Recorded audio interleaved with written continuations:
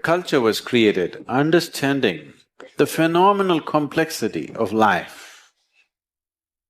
But the instruments and the institutions which were to transmit this from generation to generation got seriously disturbed in the last 1800 years because of invasions and things like that. Otherwise, this is a very sophisticated science. Most cultures on the planet, almost all cultures, with small exceptions within that culture. And every culture has a little exception, but largely, most cultures were built with the intention of survival and material well-being.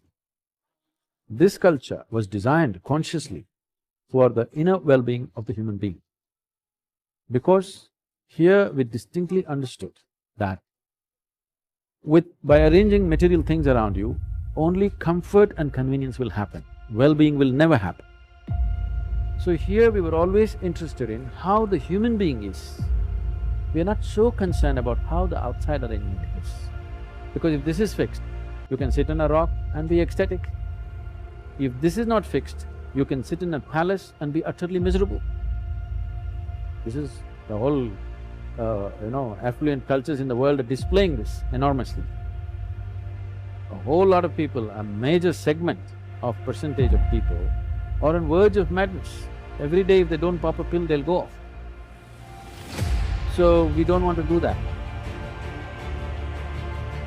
पराजित राष्ट्र तब तक पराजित नहीं होता जब तक वो अपनी संस्कृति व मूल्यों की रक्षा कर पाता है। पर क्या धर्म व जाति के नाम पर खंड खंड में बटा यह राष्ट्र आक्रांताओं से अपनी संस्कृति की रक्षा कर पाएगा? यदि आक्रांताओं को इस धरती पर स्थिर होना है तो उन्हें व्यक्ति से व्यक्ति को जोड़ने वाली संस्कृति पर आक्रमण करना होगा, और वे करेंगे यदि हम सावधान नहीं हुए तो। और यदि हमने अपनी सांस्कृतिक विरासत को छोड़ा तो हमारा पतन निश्चित है। अनुभव कहता है कि पराजित मन, पराजित राज्य व पराजित राष्ट्र प्रायः विजेता के संस्कार व संस्कृति को स्वीकार करते हैं। इसलिए यदि शीघ्र ही इस राष्ट्र की सुप्त चेतना को जागृत नहीं किया गया, इस राष्ट्र को संगठित नहीं किया गया, तो इस राष्ट्र को, अपने राष्ट्र को विधर्मी दासता से मुक्त करना कठिन हो जाएगा। विद्या ही मुक्ति का मार्ग दिखाती है, और यदि वही असमर्थ है आज तो वह व्यर्थ है। जन्म मरण के बंधन से भी मुक्ति चाहने वाले भारतीय के यौवनों का बंधन स्वीकार करेंगे। Nationalism as an idea is a very Western idea. For us, our sense of nationalism, as David rightly put it, it's a culture. What culture of what? Culture of seeking, culture of knowing, culture of truth, culture of liberation. And that's what we should stick to, because that is where the future of the world is. So some of the things which were the strengths of the nation were clearly mocked out by the British. You must see the letters that Macaulay wrote to the Parliament.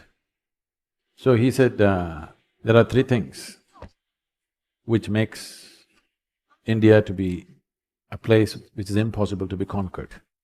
One thing is his education system, another thing is its spiritual process, another thing is its family and cultural strength.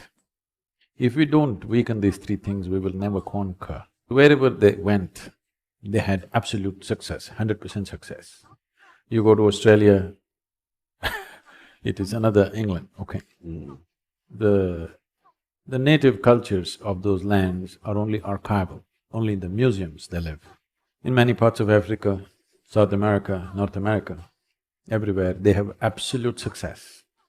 The only place where they did not succeed, though you and me are speaking English language today, they did not succeed entirely here.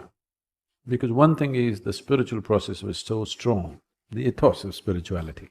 The only way you could take away the Hindu way of life, which was not a religion per se, it was a certain, a million doorway palace of spiritual process.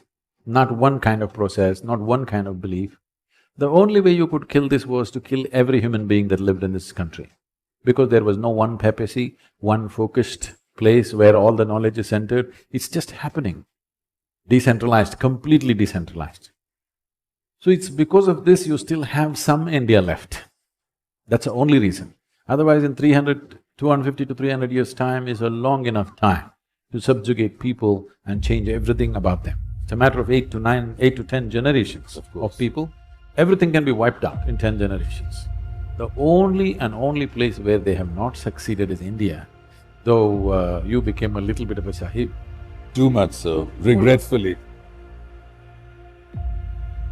You've acquired a certain cultural experience from the outsider, you've decided it's universal, and now in the name of a universal standard, you're asking everybody else to conform.